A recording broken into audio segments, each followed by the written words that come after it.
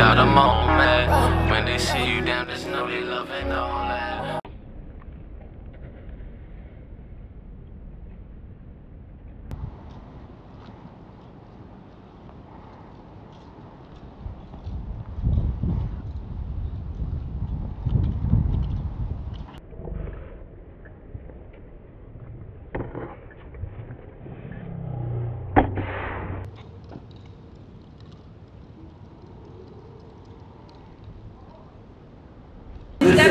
They're real. Is that If true? you believe, that's the love of the leprechaun right there. I like this, thank you. But I'm serious, do they really live in Uganda? They're there? They're real. Really? Real. It's like trolls in Norway. They're Vikings. like short people like that? Yeah. They still exist? Yeah, they crip off. Hey everybody, welcome to the Bounce Back. I'm your host Bobby. So I'm gonna tell you a little bit about what the bounce back is, right? The bounce back for me is mainly to highlight and humanize ex-convicts, right? Because we get a bad rap all the time. A lot of times we apply for jobs and they only see on paper what they see, which is our worst mistake. So, I mean, how would you like it if just your average person was going to apply for a job and they had a list of their worst mistakes in front of the potential employer? Like, oh, Karen applied for blase blah job at blase blah boom, but man, she's quite the adulterer. You know what I mean? Like, it don't make sense to just define people by their worst mistakes. So that's what I'm trying to do with this podcast. Also, I mean, I've been out of prison for a long time now. I got out of prison in 2011. I went back to county for 90 days for a little bit. But even though I've been out of prison 10 plus years, this is always a part of my life because I do have a younger brother who has been down almost 15 years for second-degree murder and an attempted murder. So pretty much what his sentence is 20 to life. And so I can't duck prison as much as I try. I mean, I go to bed, I'll dream about it, and I'll wake up and get calls from the actual prison. That's what the bounce back is about. So what I'm doing is I'm bringing on guests of people who have been to prison, family members been to prison, or really any sort of perseverance situation where people can be inspired and be like, man, if that dude pulled himself out of that hole, or that woman pulled herself out of that bad of a situation, I mean, anybody can. So today, I got my boy with me. I got my boy Ronnie Blue Eyes with me, man. Thanks for pulling up. So why don't you tell people who you are, your name, I already gave you your name, where you from, where you grew up. So I'm Ronnie Blue Eyes. I'm from Malden, Mass. I grew up in Boston. I'm an artist, and again, I relate to a lot of his struggles because still to this day, my younger sister, like his younger brother, is incarcerated. My father did life on the installment plan, in and out my whole life. So I grew up around that, you know, and it's tough because it's hard to make the bounce back as hard as the fall, you know. And we got a lot going on out there, and I think it's just as important to give everybody an equal opportunity because a lot of these people that made mistakes early on are some of the more wiser and put together self people. And some of the people that were like saints in their past, they're going through it the worst now. So I think you kind of get to get that out of your system while you're young. Absolutely. You kind of got to run wild while you're young, and to get it out of your system. Otherwise, there's a potential for you to go backwards as an adult. You know. Well, one of my good things coming from being involved in street stuff, all that stuff, I got in so much trouble as I was younger. So it's like, now it's like I got nothing to prove. First of all, I don't want to prove none of that stuff to nobody nowadays anyway, but you'll see dudes in their 30s still trying to make their street name now. Like, it's too late. Like, you shouldn't even, we was just young-minded. The streets we are kids. different. The streets are different. And you established your name back then, there was actually a code. There was morals, there was honor, there was respect.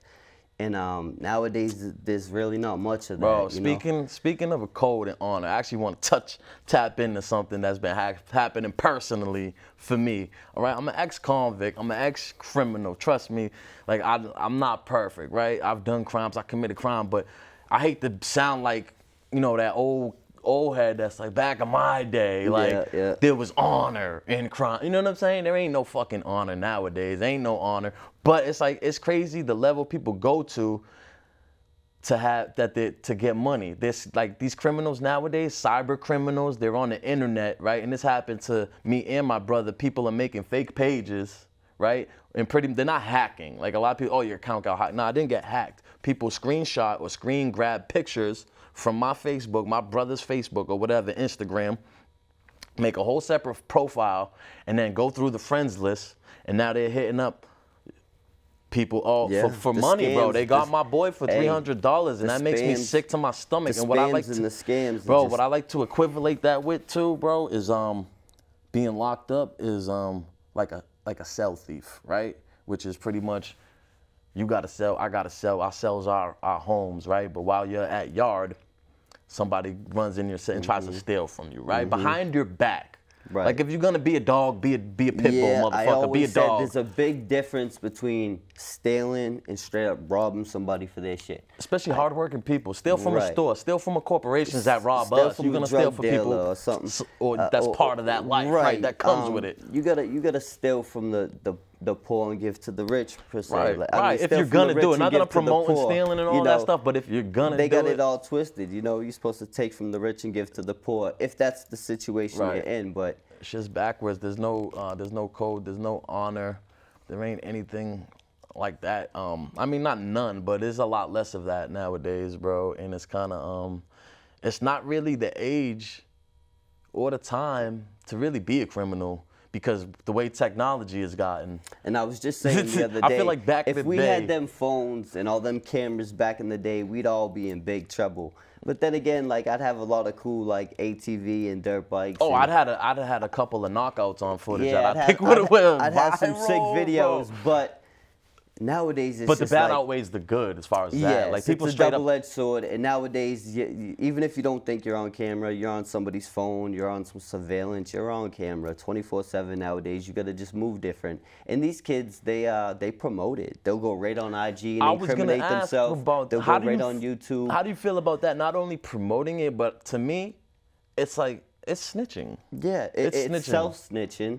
But not even self, but there'll be other people, someone that record a fight, not even involved in the fight, you can incriminate others as well. And I just seen but it's normalized, I feel like, amongst well, that's what I'm youth. saying. In this generation, it's almost normal to just have all that crazy shit on. You know, most of the time they get in fights, they're posting it, they're recording it. In our day, we try to swerve cameras, photos. Bro, we wanted the attention off of us. Even I feel like the hustlers, the drug dealers, minus a few. I don't know. I didn't see designer like that. People flossing real money like that and driving a hoopty. Like, I mean, a lot of my old heads, like, people don't even have social medias and stuff like that. Yeah, a lot of my old heads don't. They ain't on YouTube and none of that. But it's like back in the day, someone I know with the most money driving a beat up whip because they don't want no attention. They don't want no.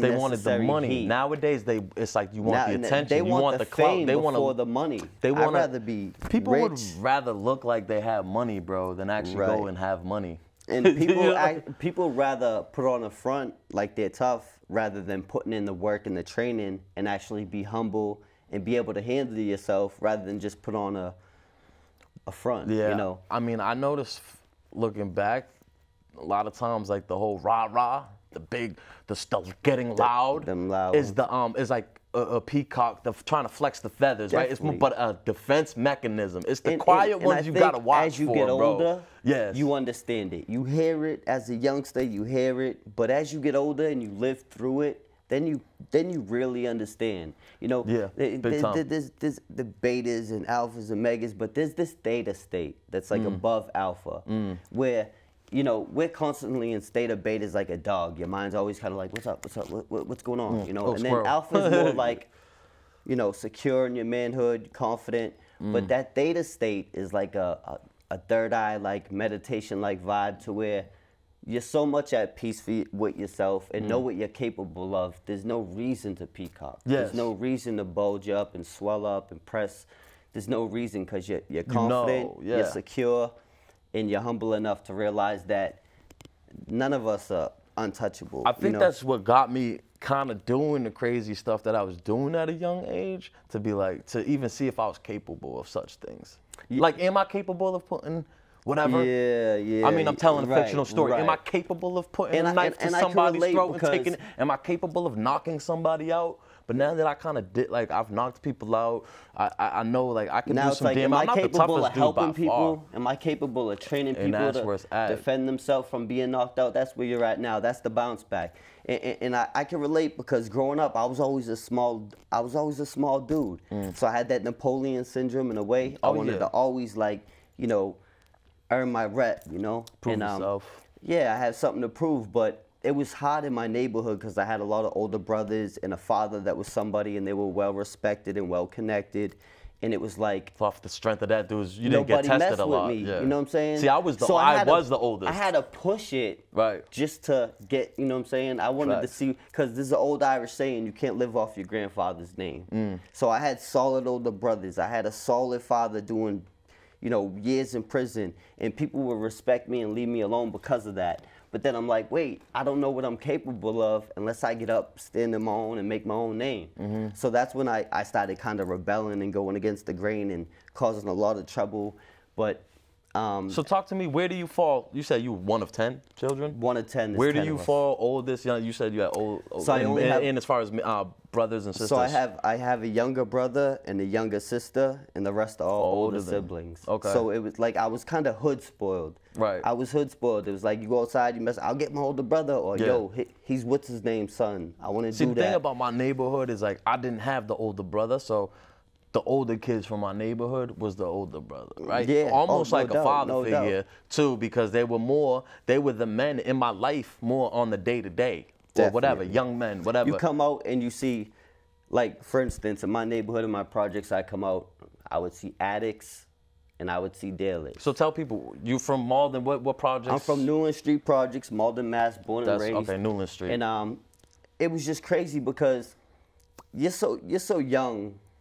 I didn't know the dangers of what I was getting involved in, but I knew the dangers of the other side. I would come out of my house, I would see addicts, you know, living terribly, dying, selling their soul, robbing their mother, and just living real dirty and unhealthy. And then I would look at the hustlers in a brand new car, with the new hat, their hair did, the new sneakers. It wasn't very hard for me to quickly decide what route I wanted to take. You're gonna be a consumer or creator, almost like where we're at now, but on I a whole was just a different level. product of my environment, but I did have a choice. But in my head, I only had 2 choices: become an addict or become a hustler.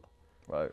You know. Now, how many of your older siblings were involved in street stuff, committing crimes? I mean, getting Mostly arrested. all of them. So, you know, there's an old Irish saying, you either pick up a hammer and a badge or a gun. You're going to Right. become construction, a cop, or a gangster. Right, priest or And something, in, right? and in my family, we have both. You know, my brother-in-law is Copy. a police officer. My other brother-in-law, you know, my other brother's doing life. It's like from both sides of the coin. But my father, he was in prison in and out my whole life, like I said, on the installment plan. And I learned a lot from him. Like, he would call me and know what's going on. I'd be doing something on the streets, selling my little dime bags of weed back in the day, allegedly, you know, having my fun, just what every kid Right. just experiments with. And I would get a call, and he's like, hey, you need to cut the shit doing this. I'm like, it's been a day. You're up in Walpole. right. You're up in Walpole State Prison. How do you know what I'm doing in the You'd projects? be surprised how tapped into the streets people. I was. Even now, bro. My brother locked They up. got He be nothing knowing to stuff do. before me. They got nothing to do but to gossip, keep their ear to the street, and know what's going on. Right. That's all they have to do. So you're sleeping if you don't think they're very well tapped into what's going on out And I feel like in a the lot of the slang used in this, a lot of that stuff comes from the inside and the culture, and then sure. it just ingratiates all itself. the way from people going back to sagging their pants, and a lot of stuff came from jail. From what the I rights. understand, the MS-13 started in jail in America. Dudes got deported back to Central America, and that gang became huge out there. Again, started in jail. Well, they were like army ants, if you will. They were soldiers before, and then they developed into a gang. It was more like a punk rock scene. What I was told and what I heard from just watching documentaries. But it was more of a punk rock scene. That's where they originally got their hand signs from, where they would do it at rock concerts. And they're more of like a punk rock thing, and it was just a little group, Army Ants and But again, it started out here in America, though, right? From what I understand, and then well, the gang concept of it, I heard did the organization. But right, they were already soldiers in El Salvador, but the gang culture started out here, but it blew up, and it's all over Mass, California, and what they would do is they'll deport them back to El Salvador and Mexico and all these other places. Yep. People from Rhode Island, California, and then they come back, and what they do is when they let them go, they just go out there and recruit. So just by splitting them up, you think you're diminishing them, but really you're making them stronger because they're just going to other places, recruiting, they're multiplying, and they're coming back 10 times faster, 10 times stronger. Yeah, it's just crazy how America has a big its culture has a big influence on the world, man. I mean, especially and we're a young country. Them alone, they're a national security issue, you know. Oh yeah, man. So tell me more about so my father was locked up when I was young, to the point I seen him maybe once or twice while he was in. He got out. He was only out for a little bit, ended up going back. But pretty much he didn't come out for good until I was like 10 years old. Yeah. You know what I mean? And he's been out ever since, and I'm proud of him. I mean, that's a bounce back story too, man. The man been out, goddamn. Yeah, and it'd be great to get some of them old heads on here. Yeah, and my dad, he been to all those he wasn't in Walpole in the 70s when it was like considered among the top dangerous prisons in the country at one point with regular that's when my stabbings, godfather murders. Was there, like, and it was just they had him in the hole with surveillance cameras. They had him in a hole Yeah, I feel like before the crack epidemic hit, like they had him in the Boston, Massachusetts, a lot was even going on. But then once crack hit, and if you even look at just incarceration rates since the 70s to now, skyrocketed. Skyrocketed, bro. Definitely. And it's insane. And I think the war on drugs, quote unquote, big part of that. And it's like, I don't know, that hasn't seemed to work, just locking people up.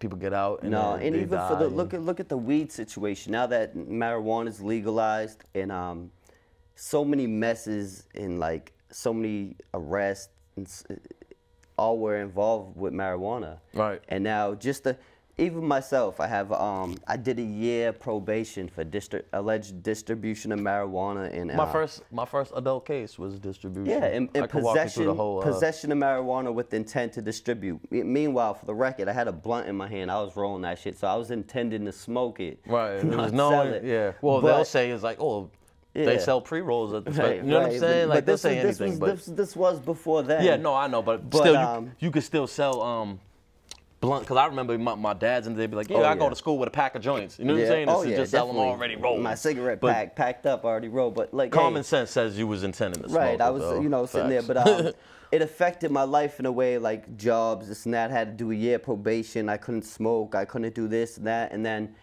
just a year later, I walk into a dispensary and buying weed legal. There's teachers in there. There's you name it. It's just the diversity of type of people you see in a dispensary blows my mind. Like you walk in there and you see like moms, soccer moms, and like old heads and teachers and just professors. You're like, wow, all these people smoke bud. Like, but when you see it, it's different. And they're making a lot of money right now. They're more busy than McDonald's. Bro. Yeah, I got moving a couple people friends that's about to open up some dispensaries. Yeah, there's big money. I've been looking in right now, especially out here in Massachusetts. I've been looking in this opening a smoke shop. That's fire. And if I get everything aligned right, I think it will be a successful business because it's something I know, something I love to do, and it's prevalent out here. It's huge out here. The smoke shops, the dispensaries. Mass is a weed state, Damn. So how long did your dad do in and out? Like, so mostly my whole life, for as long as I remember. But how was he gone for like 2 years? Came back 5? How was it broken He would do like 3 to 5s. Right. Usually it was like 3 to 5. And I know Massachusetts had old laws too back in the day where the sentences was different. And he was a menace. He was considered a menace to society. He had multiple so when he got arrested, he would have to automatically go back to Walpole State Prison. He couldn't do no county bids. He had a real serious record. Him and my godfather, allegedly they were involved in all kinds of conspiracies and murderers. This is all on paper. I would never speak on it, but allegedly they were looking at him for all kinds of stuff. But he was in and out my whole life. I can't even remember. he definitely was in more than he was out. Right. Because I remember visiting him, writing him, and having calls more than I remember spending time with him on the street. What kind of jewels did he drop to you? What kind of like Wow. lessons have you learned from your dad So that many, stick with so you? many, bro. Fact. He mostly just be honest. That's I big. taught my son, I just taught my son, listen, even if I gotta lie for you, even if you're lying to everybody, don't lie to me. Right. Because I can't help you. I'll lie for you, just never lie to me. And that's something very important that my dad taught me, that I could always be honest with him, whether I was right, whether I was wrong, no matter what I did, he had my back. Just be honest with him. He's not the law, he's not the judge, he's not my mom, he's not a cop. He would just say, just be honest with me. I don't care what I gotta do. If I gotta lie for you, just don't lie to me. So it's like, he would teach me little things. Like I said, he would know what's going on in the street while he was in the pen. Yeah. So I was a little kid in the projects hustling, thinking I know what I do. And he'd call me, say, hey, I know you're doing this and that. I say, I ain't doing it. He said, listen, don't insult my intelligence. Just do me a favor. If you're going to do this, keep everything in one spot. So if you're going to ditch it, it's easy. You're not looking all over the place. He would put me up on game and say, this is not what I want you to do. But if this is what you are doing, and I know this is what you're doing, do it the right way. Right. And be careful. Right. So there was little things that stuck with me forever, like, you know, keep something over here, not on me, or keep it all in one spot in case I gotta toss it, you know? How was you about like serving people you didn't know? Because I had a friend of mine, he told me, he was like, yeah, man, I used to wait at the train station and something. I was like, bro, what? I'm like, I never really dealt with I was completely against that. I would never dealt with anybody I didn't know or didn't get put on. Right, like, Like, I may not know you, but my homie like, gotta know you. Right. Yo, B, you got that, right? I'm gonna send someone your way. Like, you gotta be put on somehow. I was very careful, you know. I was young, I was reckless, but because there was enough people in our neighborhoods, at least my neighborhood, that was doing it where I didn't really have to, bro. I was making decent enough money with no car or nothing like that. Yeah, bro. and I wasn't just winging it. I was seeing the old heads do it and how they were doing it, and I would try to mimic that and do it right. Yeah. So hell yeah. I mean, I was fortunate enough. You know, I hustled my whole life, and I never caught I caught some bullshit distribution charge for marijuana. That's the one that was in like about. 2013. Yeah. Wow. You know, and that was the only weed charge I ever caught, only drug charge I ever caught in my life. Yeah. You know, and I was very fortunate enough to A, be careful, B, be very careful, and C, get out when I could. You know, and just realize that there's more out there in the world. When you're a young kid stuck in the projects, the world is so small. You know what I mean? But then when you grow up and you start seeing this other ways, this other, you know.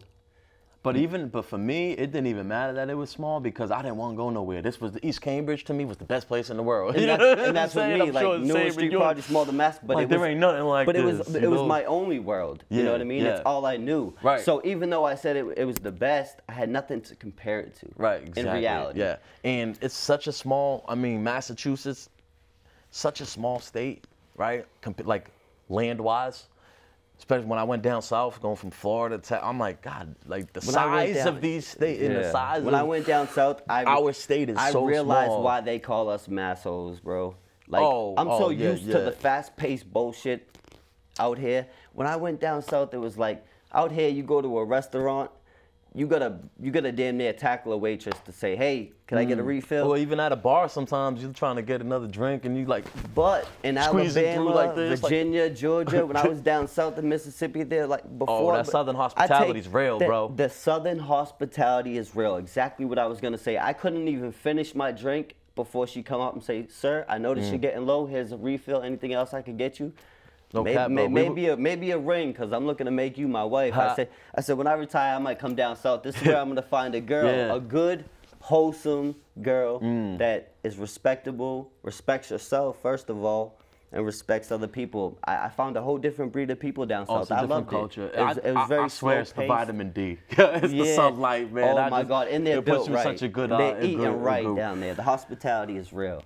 But also too, man, I was at the corner store with my dad just getting some beer, right? And man, his neighbor, like 3 people behind us, yells up to the counter like, "Hey man, put that on my tab." You know, we paying it forward, and we left all that. My dad's like, "Yo," he's like, "That's how people are down here, B." He's like, "I don't even really like that dude. He knows I don't like him, but he's just like the when way." I was down south, it was crazy. Like it was such a different world. First of all the girls love the Boston accent. You know, they love it. See, me, I've always been not ashamed of it, but when I see politicians like Marty, like they're in the White House, I'm like, God, it just sounds, I don't know. To me, I try to, it's not so much, no, it seems like trashy a little bit. I was almost insecure about the accent, and I would try, even now I catch myself kind of purposely not, but then when I do talk, it comes naturally. Kind of gonna be who you are, because like, you know, where we and that's are. What it comes back to honesty. How your father says honesty, be honest with yourself. Where we look at it, we're like, oh, and then people in another part of the country, they love it. They adore it. Just it's like, different. You know, the English accent. Our friends down south, they'll be like, man, I'm gonna get me a car and go get me. And I'm like,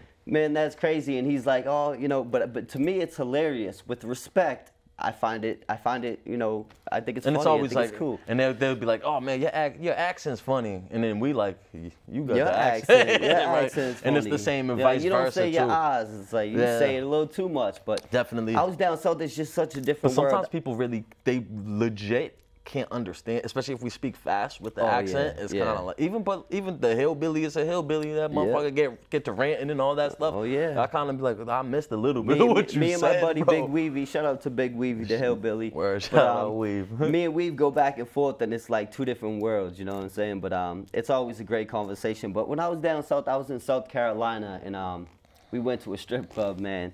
And I swear to God, it was like being back in a time warp. Like, first of all, like, you get paid out here, you get paid good money. And the dudes we were on a job site with, they were getting paid like the minimum wage from their state was like the minimum wage we had 20 years ago. Yeah. I'm talking like, you know, my son gets paid more. And they were still getting about $10 an hour and had flip phones. I couldn't believe it. Wow. So not only that, we went to a strip club, man, and it was just like a time capsule, bro. Like, pull out cigarette machines. Oh, yeah. Smoking inside. There was so many people smoking cigarettes. There was girls on stage dancing with a cigarette. Stretch marks. I said, yo, bro. So first of all, I lit a blunt. I said, there's so many cigarettes in here. There's no way they're gonna know I'm smoking weed, and if they do, I'll just put it out. Yeah, and they didn't care, bro. They didn't care. In Massachusetts, you pull out your phone, there's gonna be 3 security guards hem you up. At the strip like, club? dude, I'm checking my text. I can't lie. I've only been to two strip clubs in my life, man. I don't like that. Down south, you're allowed to record video of the dances. You're allowed to smoke cigarettes and all this crazy. So I'm sitting in the club smoking a blunt. I get all the strippers all over me. I go straight to the manager, and I bag her. She stayed open till 5 in the morning, gave me VIP. I was in there, just me and my cousin, 6 strippers, and the manager she was a female bartender, and they were playing my music all night. But it was crazy. It was just like, you walk in there, they still had the old school pull-out cigarette This machines. was Florida? This was South Carolina. South Carolina, copy. South Carolina, and it was crazy, man. I exchanged numbers. They would play my music, and it was just like being in a different world. But the hospitality is real. The food, the women, it's great, man. But I'm New England at heart. No matter how much money I ever got, I might go buy me a summer spot or a winter spot like down south or in Cali or Florida. Really? But really, if I got money, I would never leave New England. I might get like a nice house. Well, you got a big family and stuff too, man. I would leave. And I love my dogs. I love my family that's up here, but I love my dogs, and I love my dirt bikes, my pit bulls, and my ATV. So I would just like to get a nice, like say Maine or New Hampshire up north. I like to get a big piece of property, have all my pit bulls, all my dirt bikes, grow some weed. That's the dream. I'm getting sick of the cold. And like I said, and when the winter hits, I go down to Florida to my summer house or whatever. Like when you get that kind of money. But as far as like buying a crib, I would like to stay up north and stay in New England. A lot of people do that. They'll live in Florida. Miss me with the volcanoes and the hurricanes. We don't get none of that really. Volcanoes, We get the blizzards. We get other things. And then we got the extreme we get cold. Storms, the devil you know. Hurricanes. The shit I'm used I mean, to. everywhere it seems like everywhere in America. But the natural disasters in like the Midwest, tornadoes in the Midwest, and the you know. Then you got the earthquakes in California. Crazy, because they got 2 plates that are bumping up. That's the kind of stuff. Miss me with that. Yeah, I'm New England at heart forever. Yeah, I ain't going nowhere. Blizzards can only be so bad. Like a blizzard will never do what like a hurricane Yeah, and it's will like do. You know what I mean? It'll it's like suck. you know Shit you're will a part break, of shit your will environment, freeze. so It'll it's be like bad. It something can I'm get used bad. to, something we're used to The dealing devil, with. you know, yeah. So the devil, you know. Absolutely, absolutely, man. So what were some of the spots your dad was locked up with? Where was he calling So from? I could definitely say before he did his like long stretch in Walpole, he hit every county jail and every prison, you know, from Shirley, from Norfolk to, he been to them all, you know what I Yeah. mean? But Walpole is where he became a career criminal, they wouldn't put him nowhere but Walpole. Right. And him and my godfather were in Walpole running so much, you know, running muck together that they shipped my godfather to Merriam State. And that's, Wow. you know, at the time it was the country's most secure maximum prison. He did some and time. He did that's time federal, with is Gotti. it? Yeah, That's feds, right?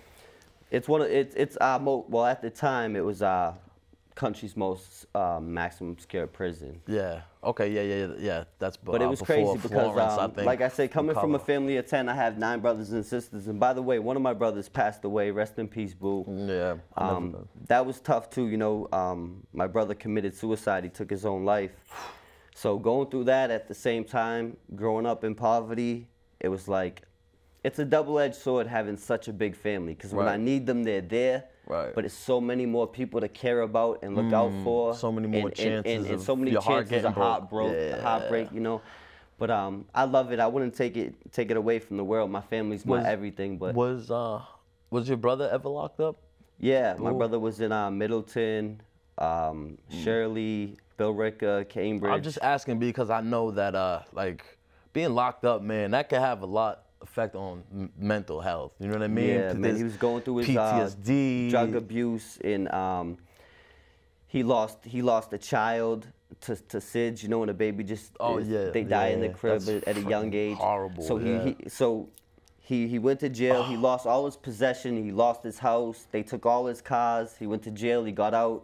He was sleeping on like a couch, and you know he lost his son, and it just all started building up. And plus, that Adderall is like meth. It's like crystal meth. It's only one chemical component and away that, from that's what I the believe. government just saying, hey, let us get rich off of this instead of the criminals. So Per usual. the Adderall definitely played a big part in the drugs and him getting paranoid, and it just got to a point where it was just like, Oh yeah, the Adderall would much. do it.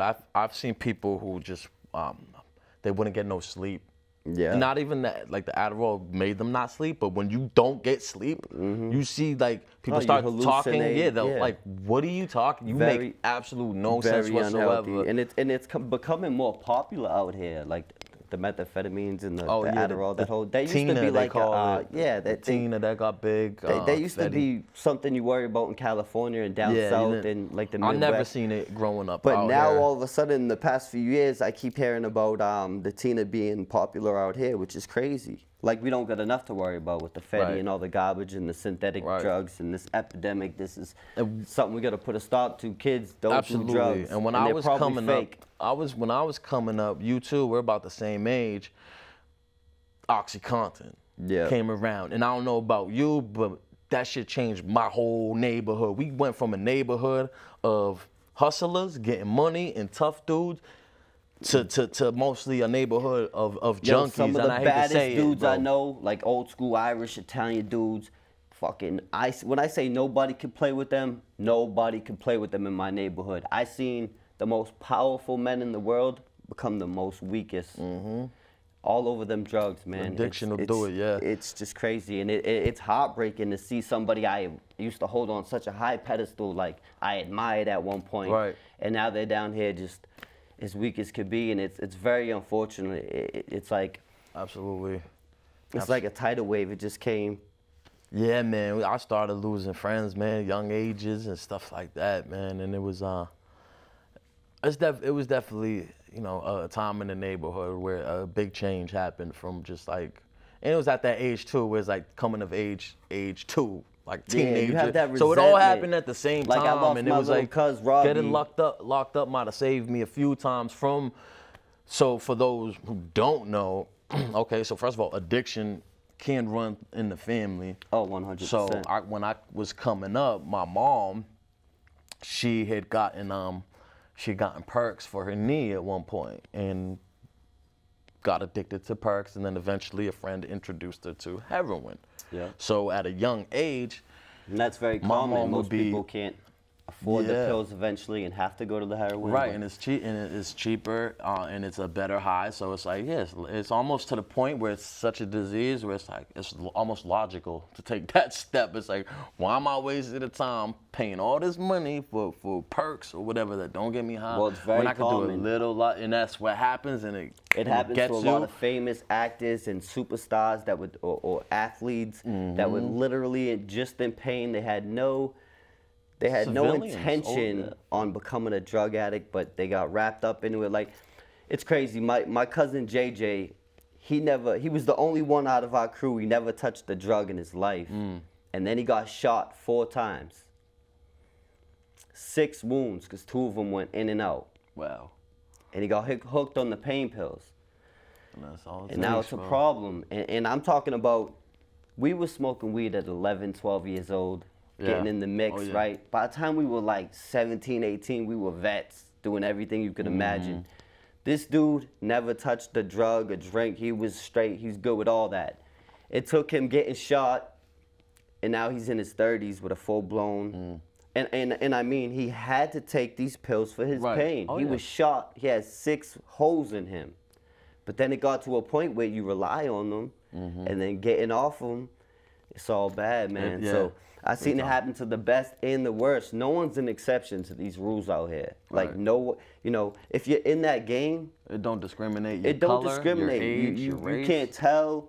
You can't do drugs and think you're not gonna get hooked. No one's an exception to the rule. Well, especially heroin. I've noticed heroin, fentanyl, whatever, or like that's not a weekend drug, bro. That's a lifestyle. Like I've seen people.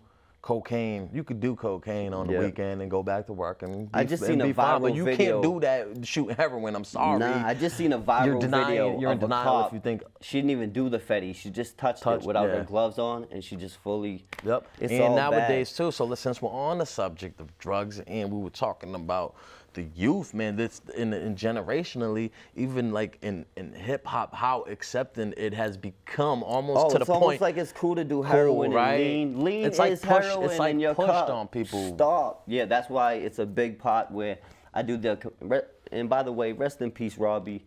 My cousin Robbie, he was young. He died from the drugs, and it's like an epidemic, man. But you're big time. completely right, bro.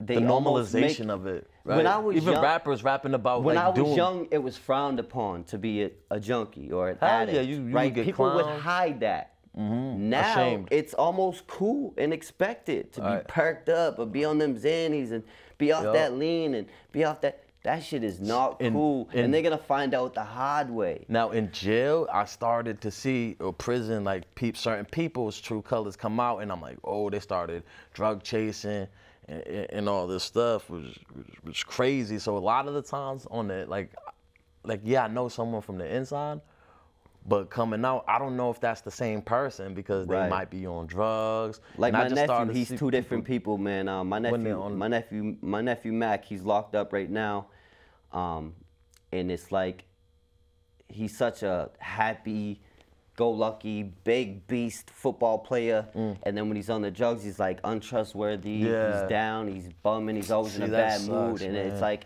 it's heartbreaking. But it's like there's definitely now there's war more than ever on drugs because it's like at least back then you knew what you were getting and you knew what you were getting yourself into. Right. Nowadays it's You all have no synthetic, idea. Yeah, it's yeah. all fake, and this fentanyl Pressed pills. is not a drug. It is just a killer. It is just dangerous.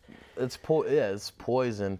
But one thing too, I know, like going back to being like in prison, where like how we're saying it's cool in prison, jail, whatever. Like if someone, it's almost like they would brag about it, right? Because it's like a status symbol. Like, oh, I Right. gotta connect. Like I know something y'all don't know. And another day, I'm like more back- important. I got more when I connects. was I younger, got money. It was like Bro. a criminal was a criminal. Now you go to jail, and 90% of them are just drug addicts that were doing a criminal activity to support their drug habit. Now, perfect. I want to touch on that, especially because the last time I went back, I went to county. Right. Right. And I was like, man, I'm in a detox / mental hospital with Halfway about up. 4 Definitely with like 4 convicts. You know what I They mean? definitely need to get something. it's like last few times I've been arrested, it was like a nut house. Yeah. Oh yeah. And a lot of these Goes back to mental health. A lot of these people do need help. A Right. lot of us are just acting crazy, and getting crazy and turning up because there ain't nothing else to do. But you know the difference. You know when there's somebody who's intentionally needing help and they're sincerely, Well, that's how I felt too in Bill Ricker, because Middlesex County, it has all these, there's Cambridge, Somerville, Lowell, Malden, there's the cities, but then there's all these suburban towns that I had no idea, and these kids are coming in, and like I'm like, these dudes would like never be in jail. Me and my fluctuation. friends, you and your friends, like we were committing crimes way before the make drug it cool. epidemic ever and hit. again, they make it cool. I'll meet a lot of girls. I'll meet a beautiful, gorgeous girl from a suburb of Massachusetts, and they're like, want to be all about drugs, all about Boston. When they have all the opportunity in the world, they come from a good home, good money, Right. good college, they could go do whatever they want, but they're drawn to the streets, or once they got addicted to the drugs,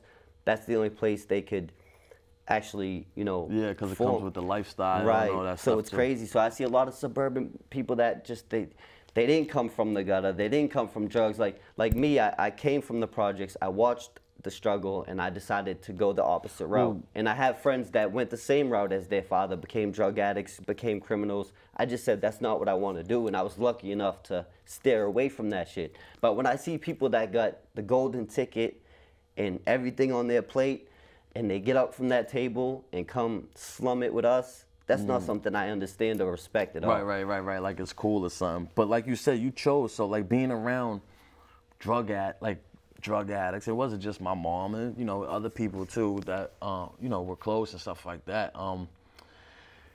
Being around, like just seeing certain shit, like I'm being like 10, 12 years old, coming downstairs to go in the fridge and seeing my mom nodding out with like literally a needle sticking, like just hanging, like not even falling, just like straight up. I've seen like, my seeing father stuff just like that. drop out and smash So his face, get instead up of- with a broken nose, 2 black eyes. Yeah.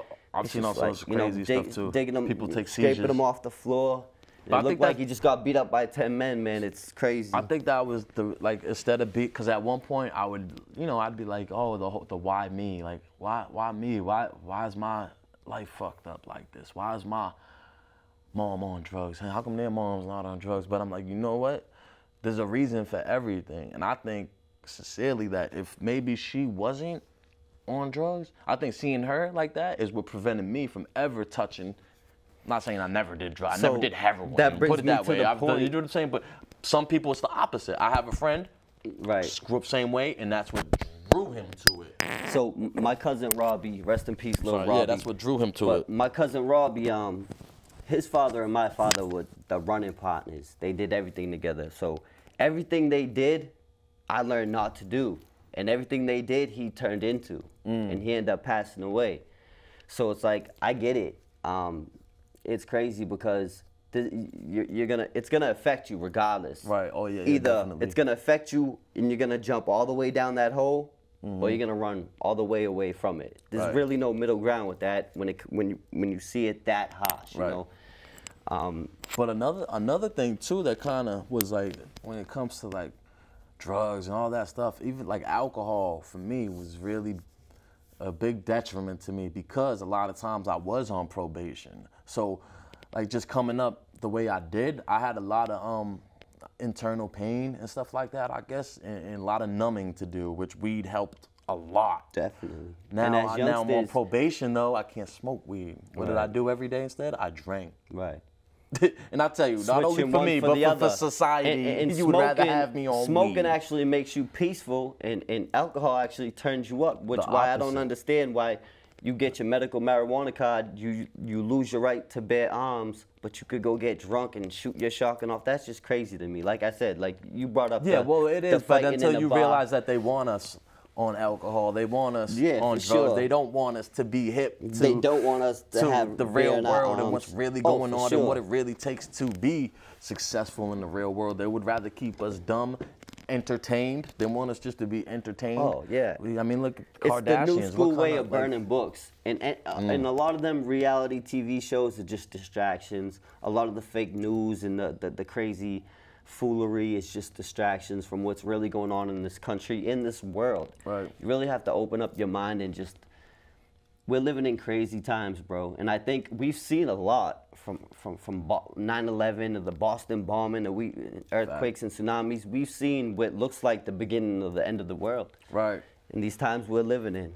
Yeah, we're cold. I mean, it's been a rough few years too, man. Like like I speak on like the mental health too, having to drink and smoke all the time. But that was like the one good thing about being like in and out, was getting that these time periods of clarity, right? Yeah. You know what I'm saying? Where it's like, I know heads Get out of the fog. started, they ain't stopped smoking weed since we started back when we were 16. Not saying there's anything wrong with that, Nah, I hear but you. see, if you might not even know, you might like feeling Yeah, sober. I was if just you talking to actually somebody got about that. sober. I've been smoking weed since I was 11 years old. You know, You start for probation for a I'm in little my bit. 30s. I had never stopped, So but you- I stopped smoking for 1 year when I was on probation, Mm-hmm. and it was the most focused, the most clear I've ever felt. I Mm. was healthy. I was going to the gym, and it's different. So if you smoke weed, just give yourself 2 weeks without it, see how you feel, and just decide if you want to go back to it. And that goes with any drug. Well, a lot of times too, I was like, when people get out of jail, they got what you call prison. You know, they got that glow about them, right? Mm-hmm. And I always used to think, okay, I mean, I'm sure it's part of it. It's like we just came from such a bad situation that anything really. Any is food, like, any woman, any it's drug, amazing. it's all part. Like life Yeah, is like- beautiful. What? Yeah. Just but the it's like I outside, think just the air, honestly, the though, the wind, the biggest water. part of that, I think, really is less to just. I mean, yeah, it's always, you know, when you come out of a bad situation, you kind of have a different perspective. But the sobriety side of it, actually Yeah. coming out, being sober for almost 4 years, coming out, and that was such a good feeling. And facing them demons head on with a clear conscience and a sober mind, no matter how difficult it it's is, hard, and but- the end result's like a workout. It makes you stronger, it makes you wiser. Yeah, you gotta and go that's through what it. we're here to do. We're here to bounce back. We're here to become stronger and smarter every day. And Right. that and falling down is a big part of getting up. You know. Absolutely. You got to go through it to get through it. Is what I always say, man. Yeah, you gotta feel a little rain to appreciate the sun. You know. Right. So talk to me a little bit about when did you get into rapping and stuff? So again, when I was younger in the projects, that was just a thing. I was more into the beatboxing.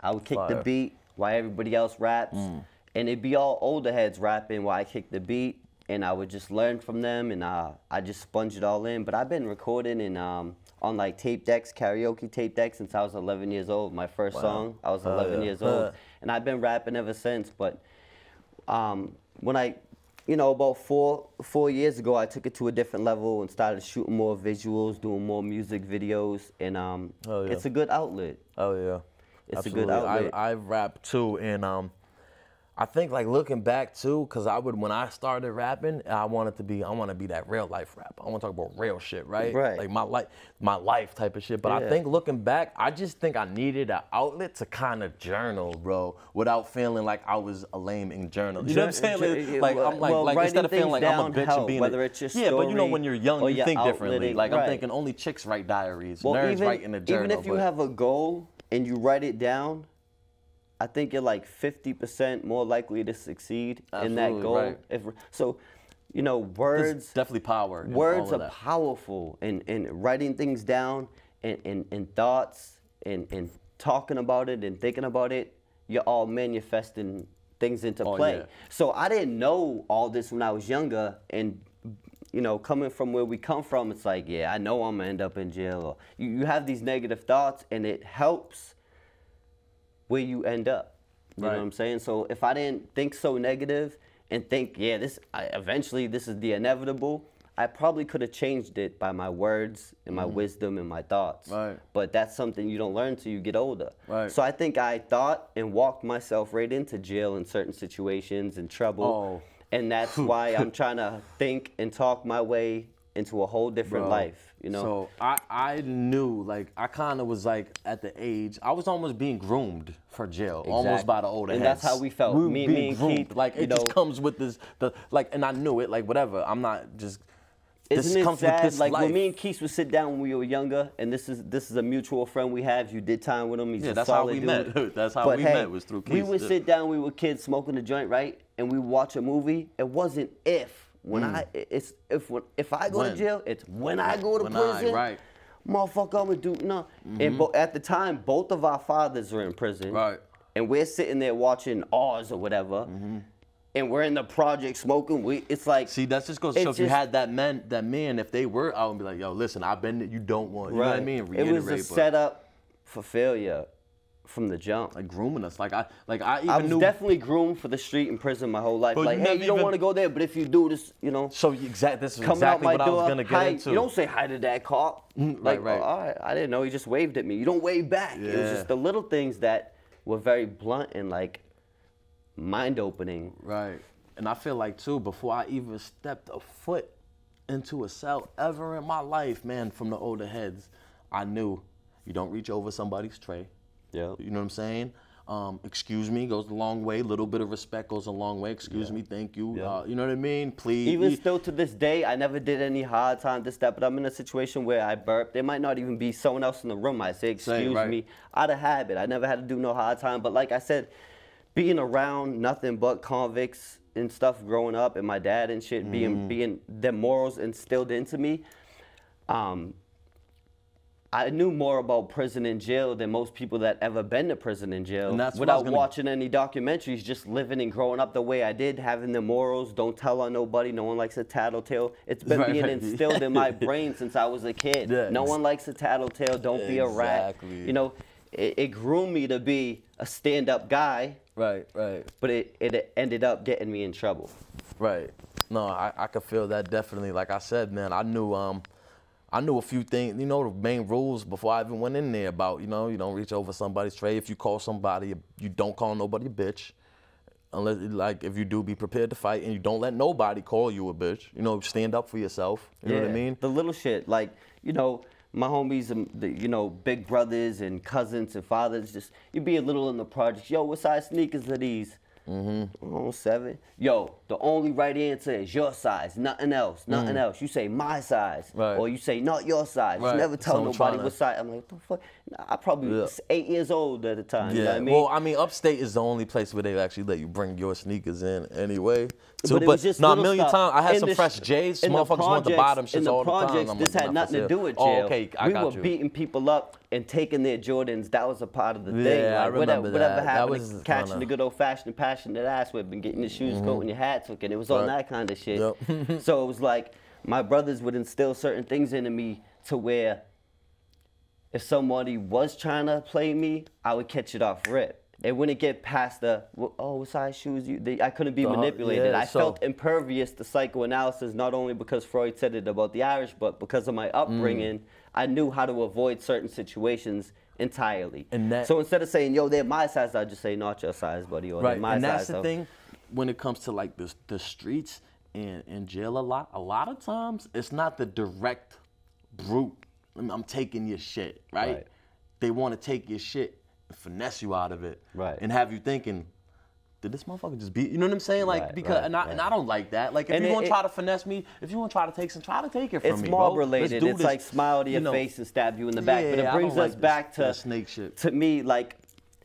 But then you always aware though. Like you could tell with motherfucker you can't get by. Even man, people I know that were like strung out living on methadone Mayo, that's like that same environment. Like bro, not everyone's trying to get one over on you. And it brings us back to the point we made. I will never be a thief. You know, I don't steal. Maybe from like back in the day, if you steal from a store or in a, you know, something like that, that's cool. But you don't steal from your people, your friends, your family. But if you're gonna steal, any hardworking civilian, their shit's not insured. Like CVS, their shit's insured. I'm sure someone's making billions or shit whatever. That ain't not gonna affect nobody or take any bread out of anybody's mouth. You know what I'm saying? Like, but I had this like. I would never steal, but I would rob you. I would say, yo, give me your shit. You know what I'm Right. saying? And I believed in that so much that I was in this situation where. Because at least you're doing it to someone's face, and they know who's robbing them. And, they know and they who's weren't no beating them. saints. This is a drug dealer we're talking about. This is a violent person we're talking about. And I felt like it was me or him. You know what I'm saying? So I go up in the room, and he's sleeping. And I know how easy it is for me to just take what I want and need and go. But growing up the way I did, it didn't feel right. It didn't sit right with me. I felt like a gotta wake scumbag. him up, let him know I that felt it like was a you robbing scumbag, him. bro. So I said, yo, get the fuck up. You're getting robbed, fool. Right. And he's like, what the fuck? What Yup. the fuck? Like, no homo. I said, listen, run all your shit.